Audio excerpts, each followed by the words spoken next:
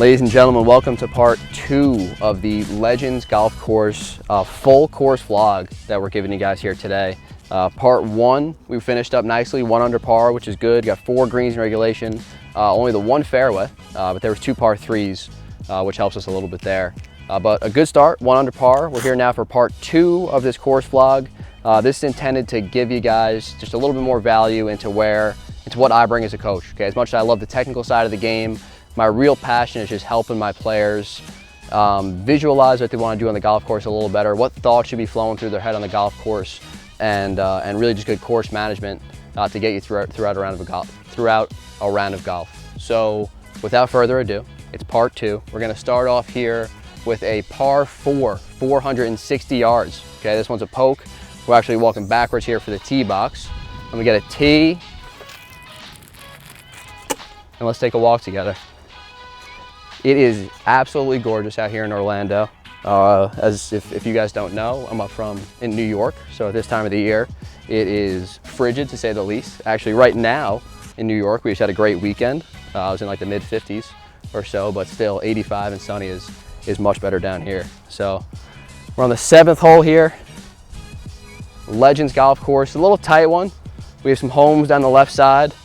Luckily, I'm not hooking the ball today. We don't have to worry about taking out any small children with a golf shot. But to match this shot shape of this left to right hole, to keep the course management side of this video going, I'm going to choose the left side of the tee box now to line up to.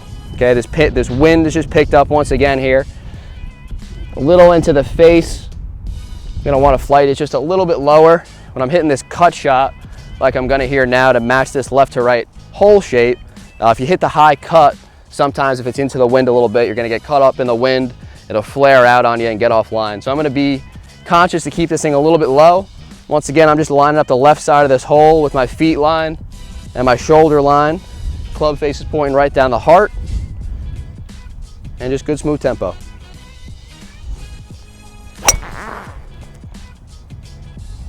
All right. So it's just where we wanted it. Just carried that right fairway bunker. Hopefully have a wedge into this hole. Actually, that's a little bit bold. This is a long hole. A wedge would be a little bit bold. We'll take a nice short iron, something we could try and make a 3. We'll see out in the fairway. So every once in a while, the kid is a little too bold. I'm talking about having a wedge into this green at one point. I'm gonna have like a 6 iron out of the fairway bunker. Okay, so sometimes dead into the wind. I guess I got a little flary with it like I was trying not to do. But we got about 170 nonetheless out of this fairway bunker that I thought I carried. Definitely gonna maybe focus some more time in the weight room when we get back to New York. But 170 out of the fairway bunker into the breeze, not an easy shot. But what I'm gonna focus on here is trying not to overswing. Okay, so one of the most important things you can do in a fairway bunker is have good footwork. Okay, and part of good footwork is not overswinging and losing your balance and spinning out. So what I'm gonna focus on is a good stable lower body.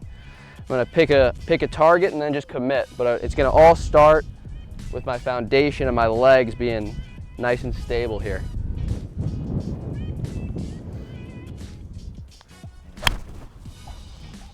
Face full of sand into the wind. It's like an N1 of basketball. Get up. Okay, a little short left. Fall through the contact though. Yeah, so not the best tee shot there. We had a little bit more room left than that. I kind of tried to take off a little bit too much of the hole, got cocky and ended up in that fairway bunker. But nonetheless, gave it a good hack out of there, kept my lower body nice and stable, like I was referring to. I'm trying to peek over this bunker now. If I slipped onto the green, I don't believe so. I think we might have back-to-back bunker shots here coming up. Get it up and down though. Okay, so I still have no idea where this ball is at. I'm thinking bunker. Did we check the hole yet? I don't think it's in the jar. You got one? So now, in life, sometimes more than once, you're overzealous. Originally on the tee shot, I thought, once again, I had a flip wedge in, wound up having 170 into the breeze out of the fairway bunker that I thought I carried. On that second shot, I'm club twirling it, saying that I'm fighting the contact into the N1 into the wind, and I'm 30 yards short. So it's all good. to a little bit of a breeze. Try and get out of the sand bunk, the fairway bunker. And I guess I didn't keep my lower bodies as stable as I thought I did. So now we got a little tricky up and down here to not start this part 2 over par. So what I really want to focus on is not getting too cute, right, over this one, right? We have this fairway, this greenside bunker rather, in our way that I can try and just nip it over and possibly put it in there, okay? So what I don't want to do, my big miss would be leaving it short in that fairway bunker, that greenside bunker rather. I'm going to try and just take it right over the top of that thing and use all that green I got out to the right of this hole.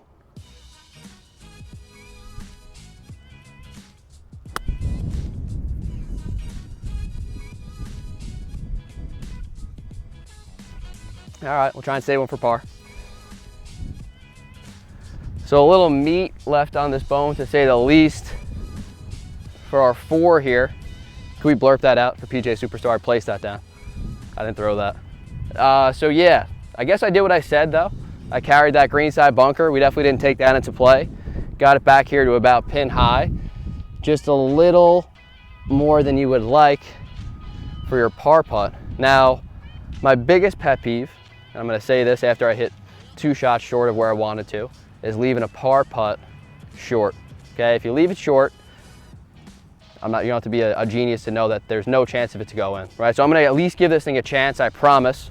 If I leave it short, we'll probably just cut this video short. I don't know what we'll do from there. So I'm really thinking about getting this thing to the hole. I'm thinking about good tempo. There's not a lot in this. So I'm just going to try and give it a good run, good confident stroke, just at the left edge.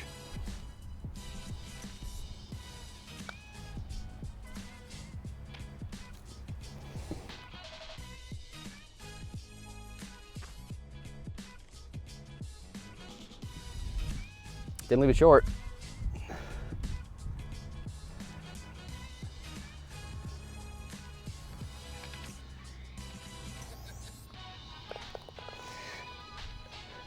So as of now, I'm a pin out guy. That's kind of a dagger here to get going in part 2, but should have not been lazy. Take out the pin. Bryson, if you could slide in our DMs, talk about what possibly happened there, because that did not help that case. That's a 5. So we're 1 over par here in part 2, even par on the day. Gave it a run, but just was not meant to be par on that hole. Let's get one back here at the 8th. So the first blemish on the card for the day, that was a bogey 5 there. I always keep track of my fairways in regulation, greens in regulation. For some reason not my putts today, but usually my putts as well. On that hole, we had no fairway and no green in regulation, and that's a tough recipe for anything but a bogey, right? We would have needed a nice up and down.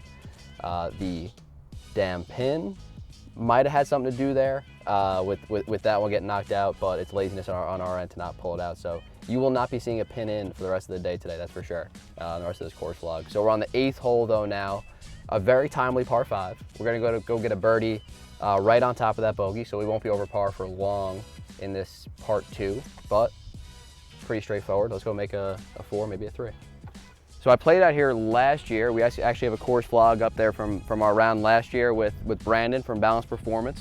And I remember that you're able to take a little bit off this hole. Okay, so it's a little daunting with those shrubbery and fairway bunker and a lot of crap up there on the right. But I'm gonna go ahead and take that on up the right side. I think I can carry all that stuff. I was bold to think that on the last hole and wind up in a fairway bunker, so we'll hope that I don't have the same fate. But a good confident swing, keeps his club face nice and square. Work from the ground up.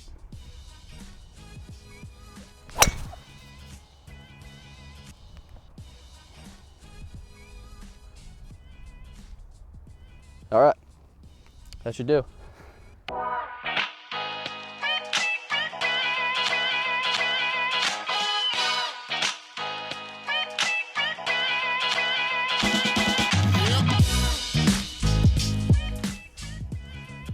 So another tragedy in part 2 of this video. A little more unlucky in part 2, but it's good though. It's good learning for everybody.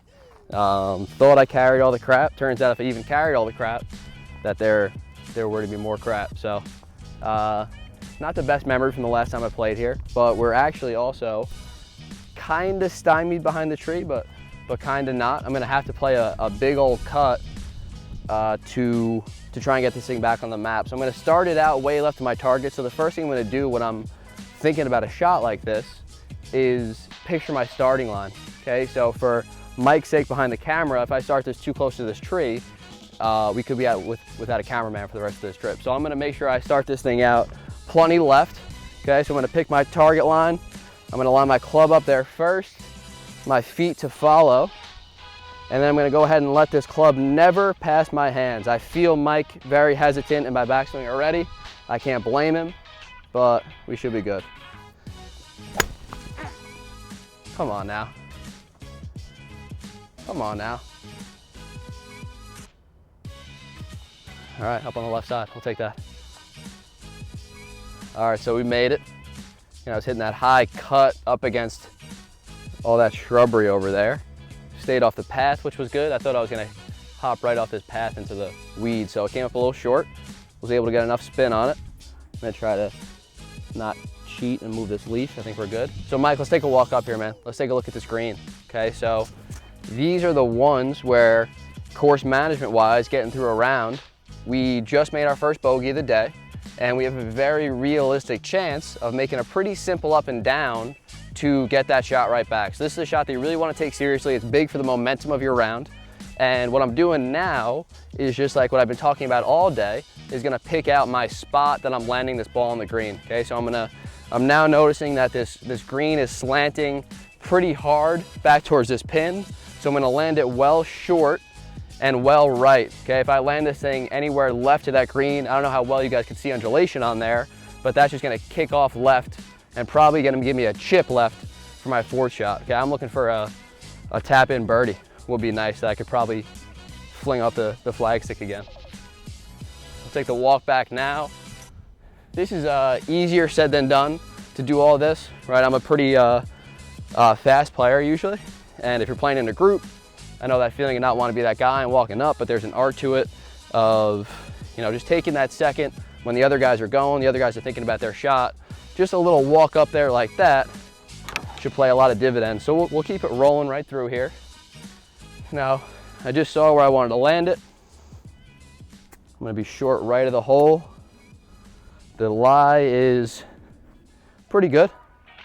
Oh, it's glad this rough here isn't too tall, you know, too high up. Some funky lies, but none that's gonna really eat up the ball. So I'm just now again thinking about where I'm gonna land this ball, thinking about where my club's gonna bottom out at.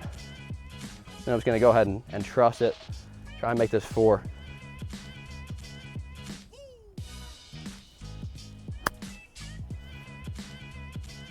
Now funnel, come on. Actually stayed out to the right more than I thought. All right, a little lengthy, but it'll be a look at birdie. Try and drain it. So left that one out to the right just a little bit. Slight misread on how much I thought that thing was gonna slope down to the left. Okay, judged the pace pretty well.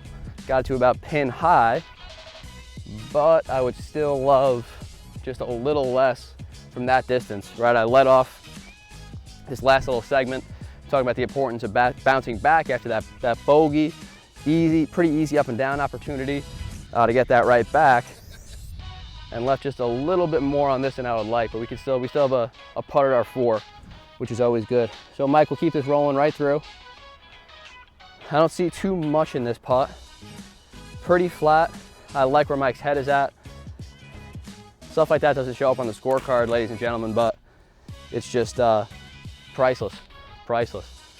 So now we got a free hole with no flag stick guarding it, and we're gonna try and drop a birdie in. I don't really see too much in this. I'm thinking good tempo. Getting right in the back of the cup.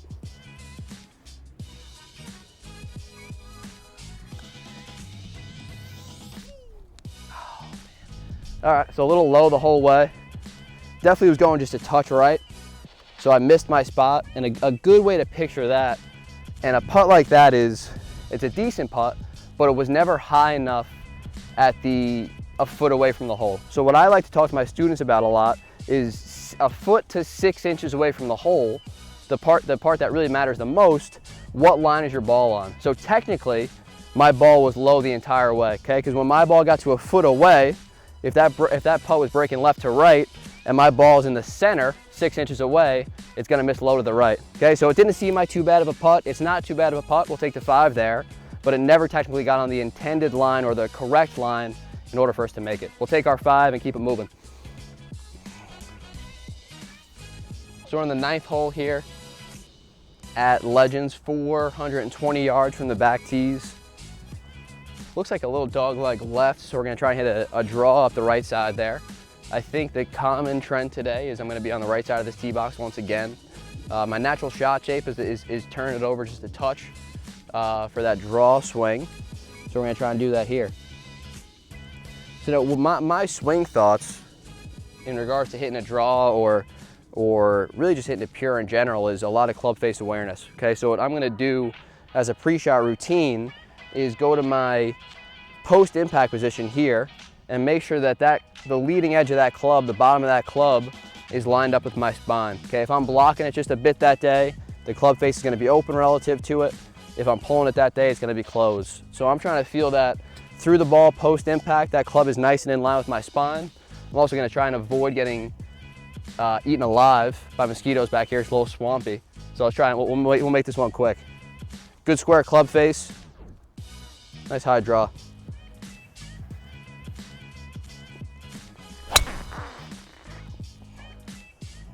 .150 in here.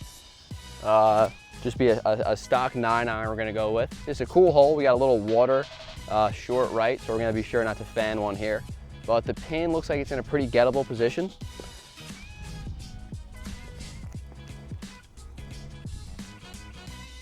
The pin looks like it's in a pretty gettable position, and let's try and attack it. So I'm gonna go pretty square here with everything. Club face square first, feet square to that, shoulder square to that. Just a good full swing and get all over the stick.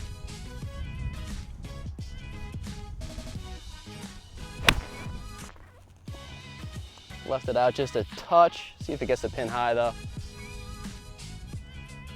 All right, a little deep. All right, so fanned the 9-iron just a little bit. Got it plenty far, which was good. Just a little too far. A little out to the right. I got just a downhill, like a slider, so to speak. It's gonna hook back to the left on me a little bit. I'm buying into my new spot on the hole and just trusting my tempo.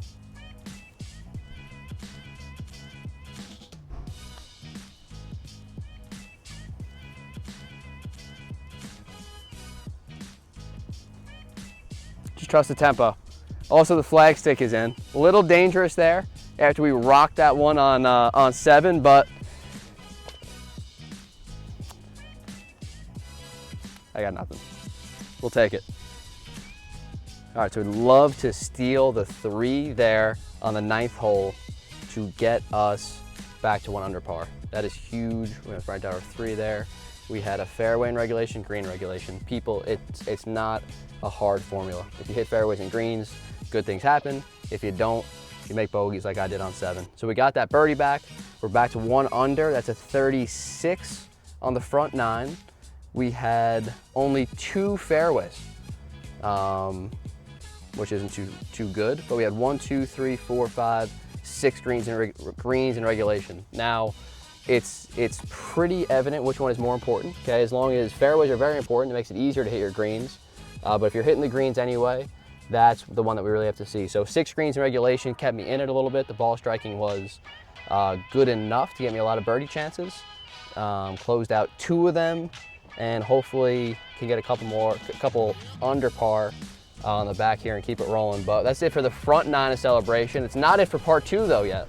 We have 3 more crazy holes here in part 2. We're gonna try and throw a lot of darts, make a lot of birdies. But for the front 9, go 1 under par here at Celebration. We'll try and keep it rolling right into the back 9. Let's do it.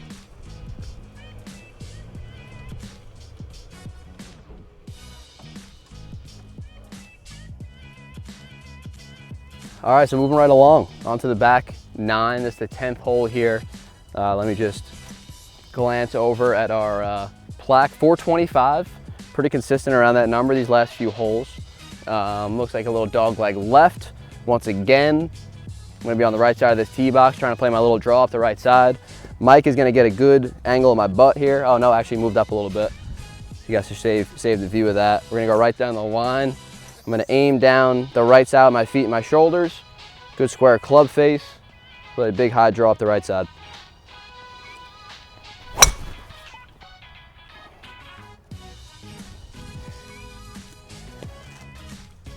Now the tough part about announcing your shot shape before you hit it is that it puts you in the hole if you hit the opposite shot shape. That was a cut.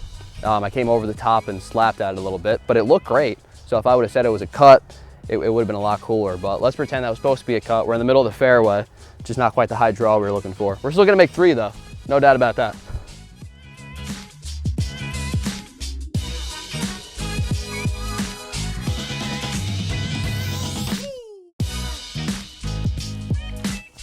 All right, so we got Mike shooting the hole right now. I want you to get a good look at the approach shot there. It's playing straight downwind, it feels like.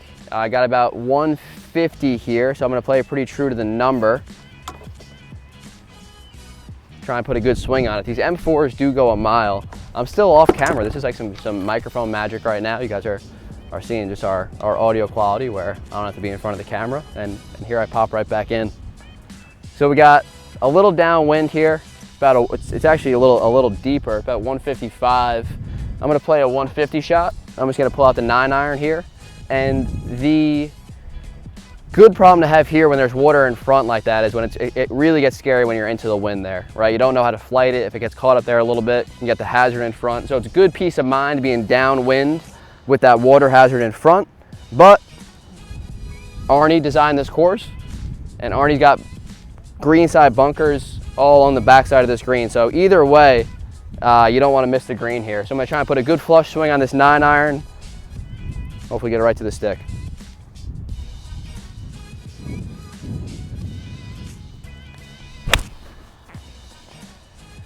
So it's a little right of the pin. Should be a pin high though. Good kick off that right slope. Get a good look at our 3.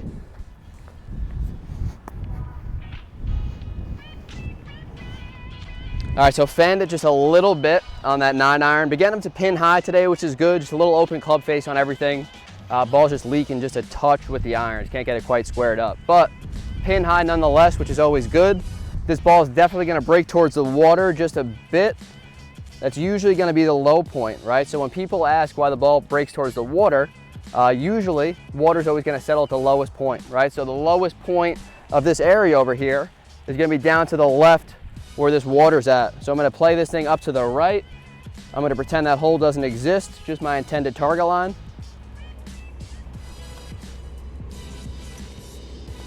Come on now. Oh, you just gotta hit it. You gotta hit it. Clean up this 4. I'm not gonna get tricked again by this pin, by the way. I left it in there. I don't know what I was thinking. Just not good course management that I'm trying to teach here. But pin's out now. And the putt is in. So we got a par 4 there. It's kind of a difficult hole. So we'll take the 4 there. Awesome, cool, approach shot that we get to hit. Yeah, Arnie's got a good one here for sure. We'll take the 4 there every time. All right, so we'll take the 4 there. We got the 11th hole coming up now here. This is a par 5, playing 532 from these back tees back here. So now we got some trouble. Actually looks pretty wide open. The only trouble looks like it's right in front of us on the tee box here.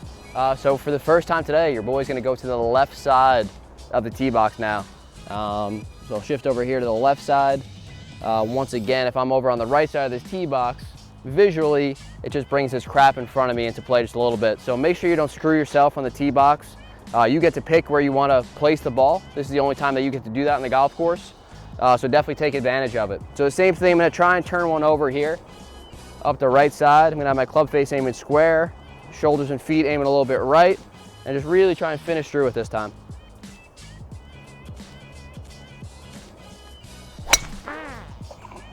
There we go. All right, so started a little bit left of where I would want, but turned it over, out there pretty good.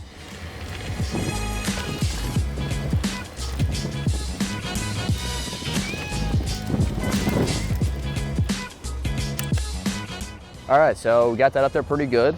Just hug the left side a little bit too much. Mike, if you get right back here, I think you can see this tree right my way, just a little bit that I'm gonna have to make sure I get it over.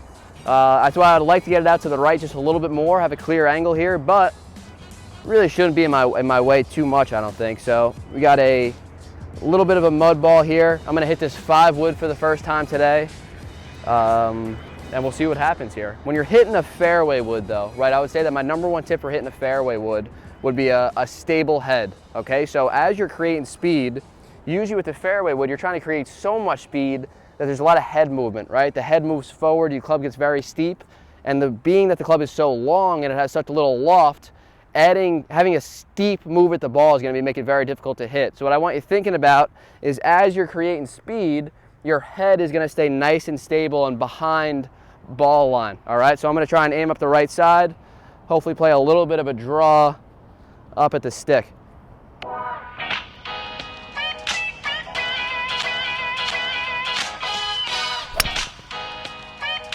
Oh, be good, come on now. Just a touch left. I think I tugged it just a bit, but it should be pin high left. That was a well-struck one. I think I'm missing yellow rental tape for my clubs back at home. I think that's the key to my game, really, is just this stuff right here. Let's try and make an eagle. Come on now.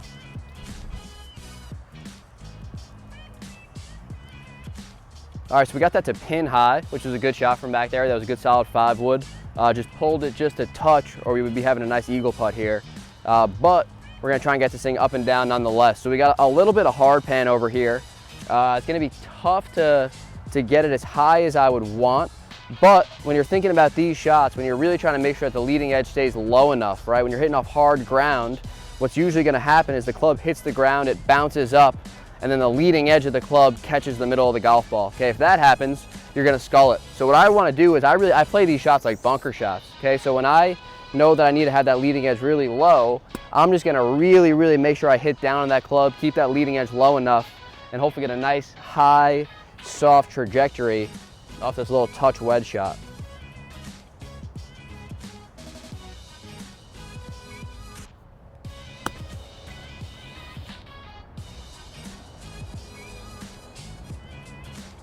So just a little too much roll out there. Again, that hard pan, I probably could have took a little less swing, but we'll try and make this birdie here and salvage that. So we're gonna go flag stick out for this guy. I won't get fooled again here. We're gonna try and clean up this birdie now. Got a little mud ball here, get that wiped off. Now it's another pretty flat putt. The greens don't have too much undulation here. They're mostly pretty flat, a little bit of right to left. We talked about that back on the front 9, is I'm really gonna focus on where this ball has to be the last 6 inches in order to make sure I have a shot at making it. I want this thing to be right at the right edge of that hole. Try and make a birdie.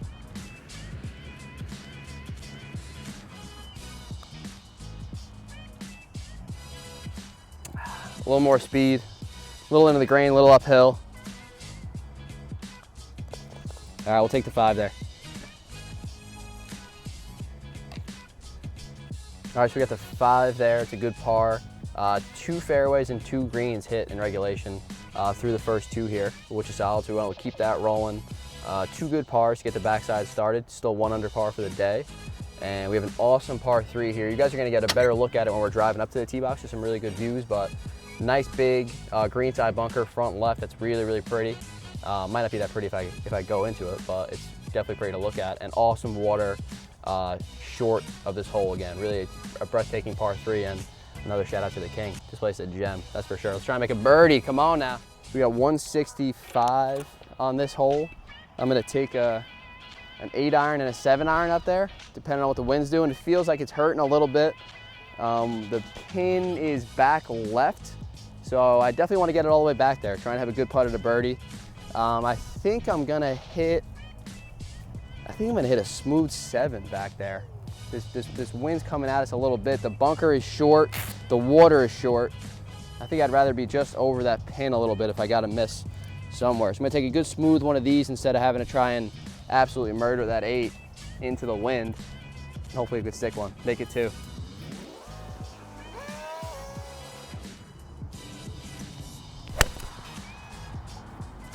So just up the left side's got to cut a little bit. I'm gonna have my work cut out for me there. Pulled that one a little bit, just a touch over the top of it. Gonna be pretty tricky up and down. We'll see if we can save a par here.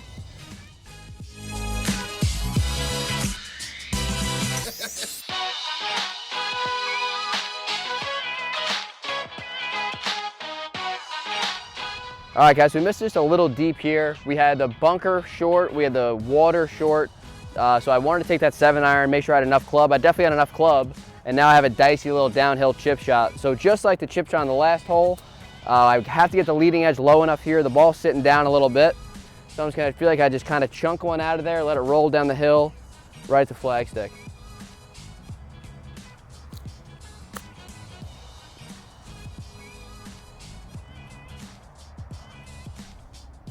All right, so a little tester there left for our 3. Mike, you can keep rolling here, man. We'll go right down the hill. The chip shot there, it's tough because you don't really know where to land it. It's gonna roll down the hill. You don't know if it's gonna land soft in this fringe. That one happened to kick forward just a bit. Got a little bit more than I would like to on this par putt here, about a 6-footer up the hill. At least we have that going for us. It was tough to miss that one short, so it was if I was gonna leave it short here, I'd have that downhiller. Fortunately, we at least have an uphiller for the par putt, so we're gonna make sure we give it a run. Like I said, that rule of thumb before that I have is that I really, really, really don't wanna leave these par putts short. All right, so I have this back a cup in my mind. I'm not gonna overthink this one. Good tempo. See if we can drain it.